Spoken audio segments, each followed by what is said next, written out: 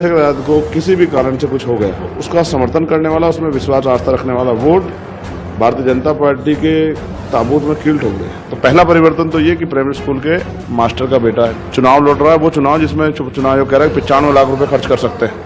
एक वोट एक नोट, ये सिद्धांत मान्यवर काशीराम साहब ने दिया। जहां तमाम लोग धन के दम पर राजनीति कर रहे हैं, वहां हम संघर्ष के दम पर राजनीति कर रहे हैं। और आज आपने देखा कि आपके सामने किस तरह से एक तरह से पैसे की बरसात ही हुई। और वो छोटा भाई आपका मन से तमाम तरह की बातें करता है, ये क्या है? नादान है। तो चंद्रशेखर आजाद तो संघर्ष करके आया है, जमीन से आया है, लाठियां खा के, मुकदमे झेल के, मेरे पैरों के नखून तक खींच ले गए, मेरे दांत तक तोड़ दे गए, मेरी रीढ़ की हड्डी में गैप है, इतनी लाठियां मेरे ऊपर पड़ी। हमने पाल समाज का सम्मेलन किया, प्रजापति समाज का समर्थन हासिल किया, हमने कश्यप समाज का, सैनी समाज का सम्मेलन, गुर्जर समाज का हमें 70, 75, 80% जो समर्थन हासिल है। जो पहलवान बेटियों के सम्मान की लड़ाई थी, जिसमें मैंने जान की बाजी तक लगाई, जिसके बाद मेरे पर गोली भी चलाई गई, तो मैं लिख के देता हूं कि जाट समाज का बहुत बड़ा समर्थन जो है वो हमारे साथ है। और कौन चाहता था कि समझौता ना हो? मैं या वो लोग? वो नहीं चाहते कि दलित राजनीति में कोई नया आदमी खड़ा हो, कि कितने भी जोड़ लगा लें, कितने भी साजिशें कर लें, कितने भी अफवाह फैला लें, कुछ भी कर लें, इस बार नहीं छोड़ने वाले।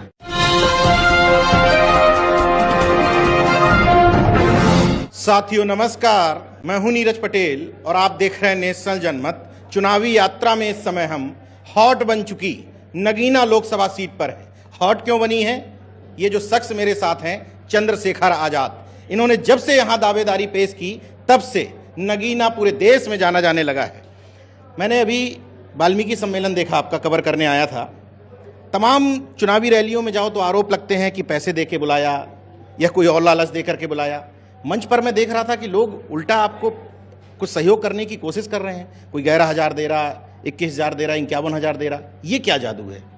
देखो, वो जो विश्वास भीम आर्मी के 10 साल के संघर्ष में पैदा हुआ, 2014 से लेकर 2024, और जो आज़ाद समाज पार्टी के लोगों ने जो संघर्ष किया, ये उसका परिणाम है। जो विश्वास और प्रेम समाज में संघर्ष से पैदा हुआ। एक होता है कि आप चुनाव लड़ने आए और चुनाव लड़के आप रुकेंगे, जाएंगे, किसी को पता नहीं, लेकिन एक ये लोगों के अंदर संदेश है कि चंद्रशेखर आजाद ने तो अपना पूरा जीवन ही हमारे लिए समर्पित कर दिया, तो उसकी आवाज़ उठाना, उसके हाथों को मजबूत करना हमारी जिम्मेदारी। तो समाज जिम्मेदारी समझ रहा है। जैसा आपने कहा कि भाई लोग पैसे दे के लोग बुलाते, और आज आपने देखा कि आपके सामने किस तरह से एक तरह से पैसे की बरसात ही हुई।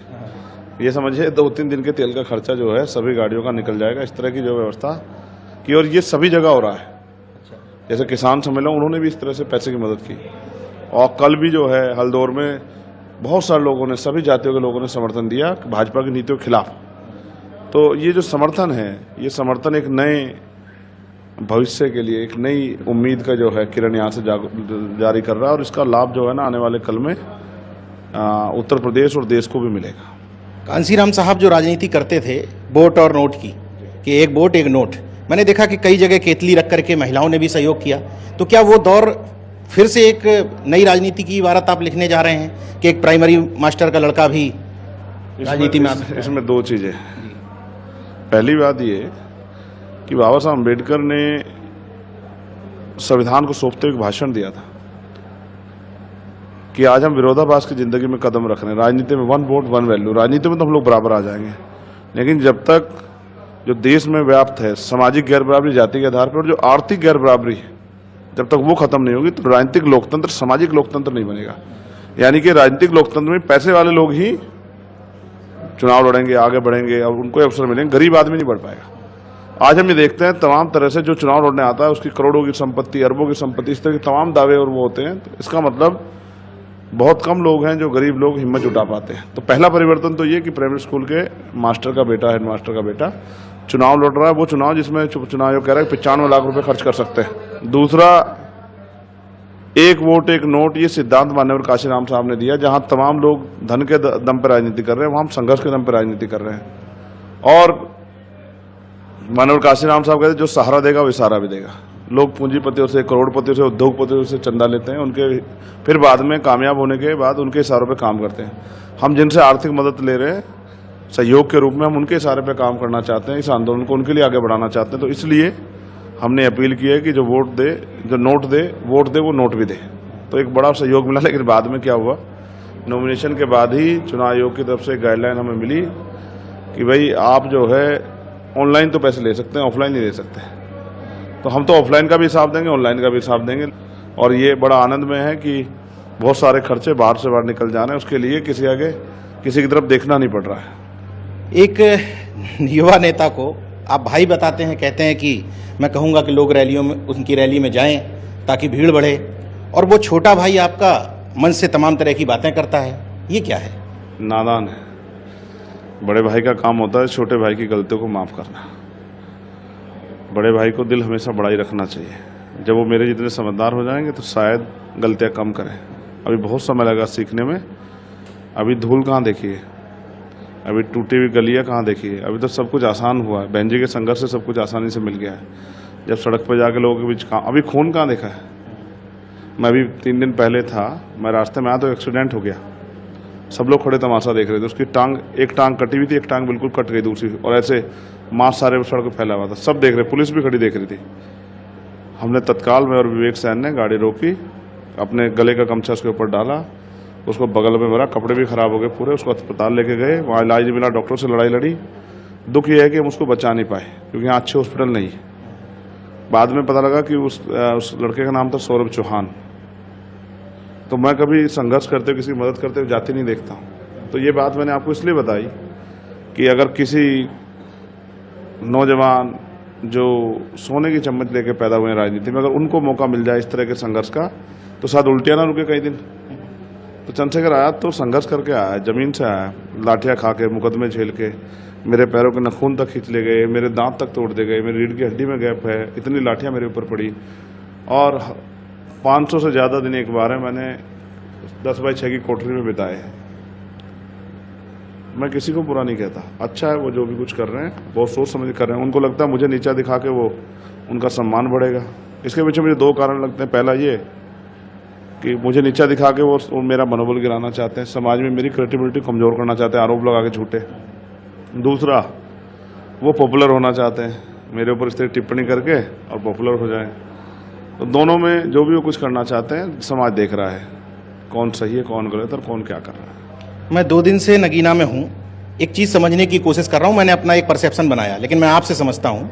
लोग कह रहे हैं कि समाजवादी पार्टी का वोट, बहुजन समाज पार्टी का वोट और चंद्रशेखर आज़ाद का वोट लगभग सेम है। तो कौन सा वो बीजेपी का वोट है जो आप उस काट करके अपनी तरफ ला रहे हैं, जिससे आप प्लस की स्थिति में दिखाई? आज जो सम्मेलन हुआ, ये वोट हमेशा से भारतीय जनता पार्टी के सहयोग में जाता था, हमारे पुराने नेताओं की गलती की वजह से, और ये 50,000 से ज़्यादा वोट है। फिर हमने पाल समाज का सम्मेलन किया, प्रजापति समाज का समर्थन हासिल किया, हमने कश्यप समाज का, सैनी समाज का सम्मेलन, गुर्जर समाज का हमें 70, 75, 80% जो समर्थन हासिल है। उसके साथ कल तो ऐतिहासिक ये था कि त्यागी समाज का, चौहान समाज का जो है समर्थन, और ये बड़ा आश्चर्यजनक था।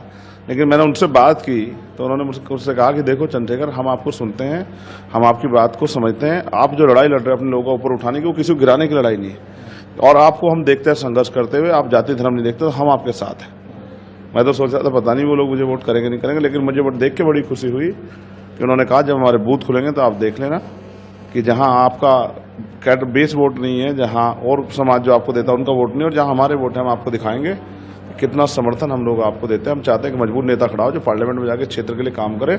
हमने कई मेंबर ऑफ पार्लियामेंट बनाए, किसी ने पलट के भी देखा। हमें आपके ऊपर भरोसा है। जाट समाज के बीच में आपने काफ़ी काम किया, उसी दौरान गोलीकांड भी हुआ, किसान सम्मेलन अभी मैंने देखा। जाट समाज का किस तरह का समर्थन है आपके साथ? देखिए, किसान सम्मेलन बड़े पैमाने पे, उसमें जाट समाज के लोग ही थे। सिख समाज का बहुत बड़ा सहयोग वाहिगुरु जी कृपा की हमें मिल रहा है। और क्योंकि हमने किसानों के साथ 13 महीने मोर्चे पे लड़ाई लड़ी, और अभी भी जब किसानों पे गोली गिरी तो मैंने उनको बताया सरकार को कि इनको अकेला ना समझा जाए, बिल्कुल हम इनके साथ हैं। वहीं जो पहलवान बेटियों के सम्मान की लड़ाई थी, जिसमें मैंने जान की बाजी तक लगाई, जिसके बाद मेरे पर गोली भी चलाई गई, तो मैं लिख के देता हूं कि जाट समाज का बहुत बड़ा समर्थन जो है वो हमारे साथ है। और आप समर्थन तो मेरे आशीर्वाद और सहयोग, धन, तन, मन और धन, तीनों चीज से। और मैं विश्वास से कहता हूं जिस दिन परिणाम आएगा, मैं घमंड से नहीं कह रहा हूं, 70% से प्लस में हम होंगे और बाकी में सारे होंगे। अब एक आरोप जो विपक्ष की तरफ से सुगबुगाहट शुरू हो रही है कि चंद्रशेखर को 22+ श्रेणी सुरक्षा क्यों मिल गई? मेरा सवाल ये है कि क्या वायु श्रेणी की सुरक्षा मिलने वाला मैं पहला आदमी हूँ? मुझसे पहले तो बहन जी के भतीजे को मिली, तो अब ये तो शक के घेरे में दोनों लोग आ जाते हैं। रही बात विपक्ष का, कोई एक नेता बताओ जिसके लिए सुरक्षा नहीं है। अब सवाल ये नहीं है भाई कि सुरक्षा किसे दी जाती है, उसको जहां तक मैं समझता हूँ दो लोगों को सुरक्षा यहाँ मिलती है, राजनीति में उनका जिनका कद बढ़ रहा होता है, जिनके लिए शासन प्रशासन पहले महसूस कर लेता है एजेंसियां कि ये आदमी कामयाब हो रहा है, कल ये आदमी ताकतवर होने वाला है, तो इससे संबंध नहीं खराब करने हैं। और दूसरा उसको जिसकी जान को खतरा हो। मैं वो हूँ जिसके ऊपर गोली चली, और हमने हमारे लोगों ने कितनी अपील की कि भाई हमारे नेता को सुरक्षित करो, क्योंकि हम भी टैक्स देते हैं बराबर का, हमें भी हमारे नेता की भी सुरक्षा की जिम्मेदारी सरकार लेनी चाहिए। अभी 10-12 दिन पहले एक रिपोर्ट जो है, और मैंने उसको सार्वजनिक किया और बताया मैंने सारे अधिकारियों को, देखो मेरे खिलाफ फिर से मेरी हत्या करने का प्रयास किया जा रहा है, और इसके एविडेंस मैंने दिया उनको। फिर 2 दिन पहले भी मेरे खिलाफ जो है एक ऑडियो वायरल हुई धमकी की, हम उसने पहले गोली चली थी, बच गया, इस बार बचेगा नहीं।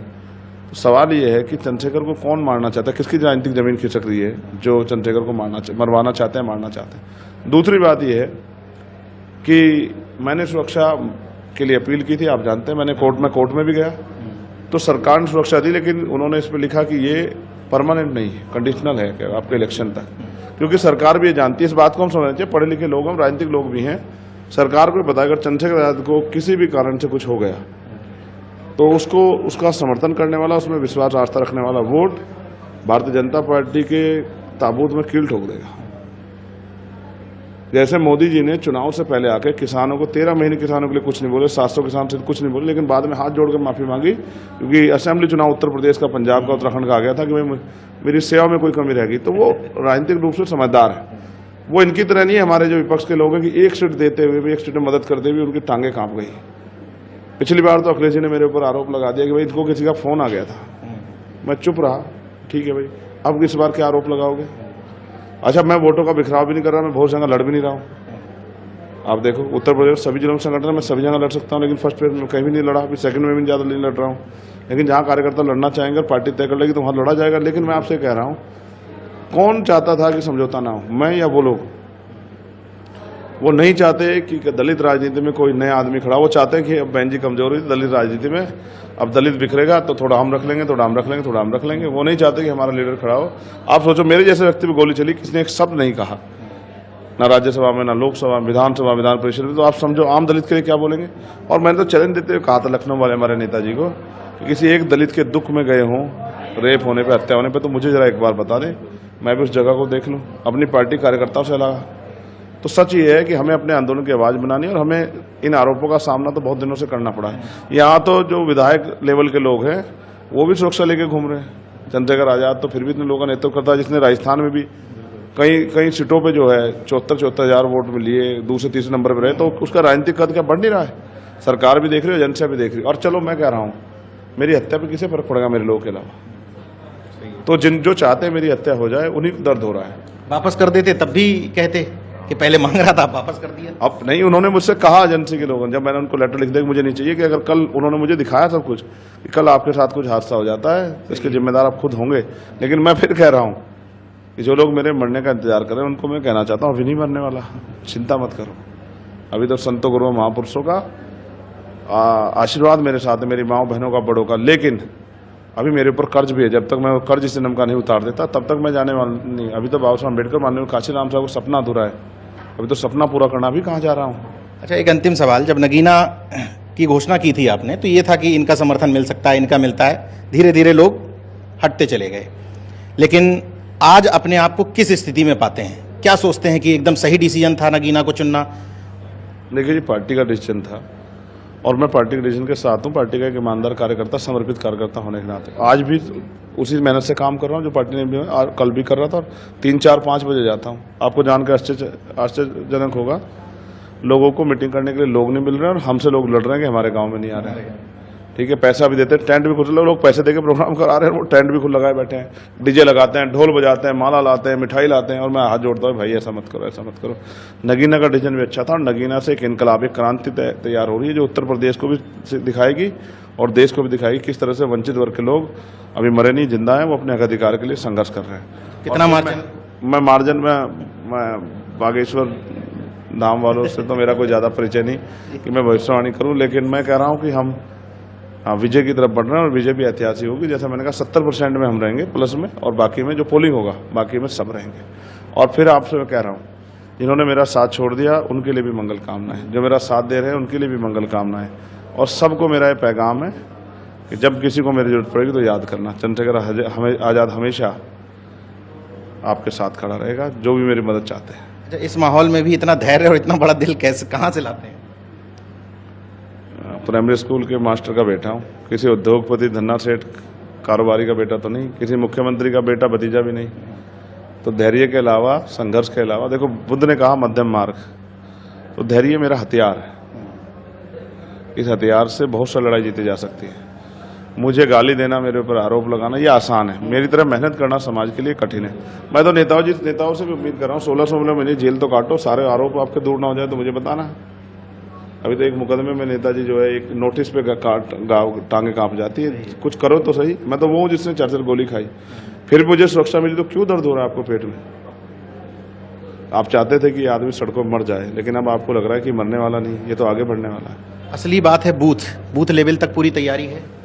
आप समझिए 3 कमेटियां हैं बूथ पे, 3 एक भीम आर्मी की, एक आज़ाद समाज पार्टी की, एक भाईचारा कमेटी, 3 कमेटियां हैं। चुनाव को इस तरह से बांधा है कि कितने भी जोड़ लगा लें, कितने भी साजिशें कर लें, कितना भी अफवाह फैला लें, कुछ भी कर लें, इस बार नहीं छोड़ने वाले। और ये पहला चुनाव है जो पूरी हिम्मत से लड़ा जा रहा है, कार्यकर्ता पूरी ताकत से लड़ रहे हैं, कार्यकर्ता सीख रहे हैं। हमने देश भर के जो सीनियर लोग हैं उनको इसलिए बुलाया कि वो चुनाव लड़ना सीखे, आगे उनको चुनाव लड़ने, पार्टी को आगे बढ़ाना है। आज सीखेंगे तो कल अपने यहाँ चुनाव लड़ा पाएंगे। चंद्रशेखर आजाद जी पूरी तरीके से आत्मविश्वास में हैं। 4 जून ये तय करेगा क्या नगीना इसी तरीके से देश के लोगों के बीच में संदेश दे पाएगी कि धनबल और बाहुबल के बिना भी चुनाव जीता जा सकता है। देखते रहिए नेशनल जनमत, जागरूक और सजग बने रहिए। जय विज्ञान, जय संविधान, जय लोकतंत्र। धन्यवाद। आपका भी धन्यवाद, और आपके दर्शकों से भी अपील कि अगर आप नगीना लोकसभा में कहीं रहते हैं, नेटौर में, नूरपुर में, नजीबाबाद में, धामपुर में, नगीना में, तो वोट फॉर केतली को वोट करें और चंद्रशेखर आजाद को लड़ाई लड़ने का मौका दें, अपनी सेवा करने का मौका दें। और फिर आप देखें कि किस तरह प्राइमरी स्कूल के मास्टर का बेटा आपकी सेवा करता है, आपके क्षेत्र में विकास के लिए कार्य करता, आपकी आवाज़ बनता है नगीना स्तर पे भी।